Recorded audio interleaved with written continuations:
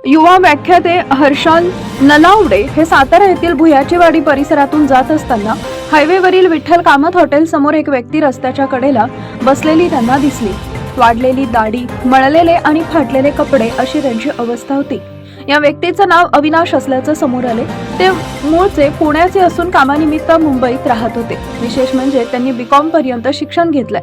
एवढंच नव्हे तर त्यांना इंग्लिश भाषाही चांगली येते. त्यामुळे रस्त्यावर अत्यंत हलाखीच्या परिस्थितीत असलेल्या या व्यक्तीची शैक्षणिक आणि व्यावसायिक पार्श्वभूमी ऐकून हर्षल यांनाही आश्चर्य वाटलं.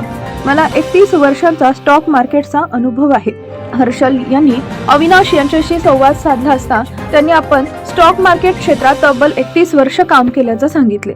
म्हणजेच वित्तीय क्षेत्रात दीर्घकाळ काम केल्यामुळे या व्यक्तीला बाजारपेठेचा मोठा अनुभव असल्याचं त्याच्या बोलण्यातून दिसून आलं. अविनाश यांनी सांगितल्यानुसार त्यांच्या कुटुंबातील व्यक्तीचा अपघातात मृत्यू झाला. त्यामुळे त्यांच्या आयुष्यात जवळची कुटुंबीय किंवा आधार देणारी व्यक्ती उरली नाही. पूर्वी त्यांच्याकडे राहण्यासाठी घर होते, मात्र काळानुसार परिस्थिती बदलत गेली आणि अखेर त्यांना रस्त्यावर राहण्याची वेळ आली. माझ्या मागे कोणी नाही या भावनेतून त्यांची एकाकीपणाची अवस्था स्पष्ट होतीये. सध्या अविनाश यांच्याकडे नियमित उत्पन्नाचा स्रोत नसल्याचं त्यांनी सांगितले. मी कोणाकडे काही मागत नाही, कुणी दिले तर खातो, चहा पितो, अशा शब्दात त्यांनी आपली परिस्थिती सांगितली. त्यांच्या बोलण्यात आक्रमकता किंवा मदतीची विनवणी दिसत नसून आपल्या परिस्थितीचा स्वीकार केल्यासारखा त्यांचा सूर होता. अविनाश यांनी आपल्या सध्याच्या परिस्थितीचं वर्णन करताना हा माझ्या आयुष्यातील ब्रेक आहे असं म्हटलं. आपण आयुष्याला कंटाळलो असून सध्या काहीही करण्याची इच्छा राहिलेली नसल्याचं त्यांनी सांगितले. त्यांचे वय सुमारे 58 वर्ष असल्याचं त्यांनी सांगितले आणि सर्वात धक्कादायक बाब म्हणजे त्यांनी हर्षल यांना आपण गेल्या 7 वर्षात अंघोळ केलेली नाही असं सांगितले.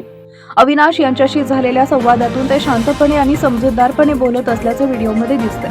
त्यामुळे रस्त्यावर राहणारी प्रत्येक व्यक्ती मानसिकदृष्ट्या अस्वस्थ असते असा निष्कर्ष काढणं चुकीचं ठरेल. बेरोजगारी, कुटुंबियांचा मृत्यू, आर्थिक संकट, सामाजिक एकाकीपणा आणि दीर्घकाळाचा ताण यांसारख्या अनेक कारणांमुळे एखादी व्यक्ती बेघर होऊ शकते.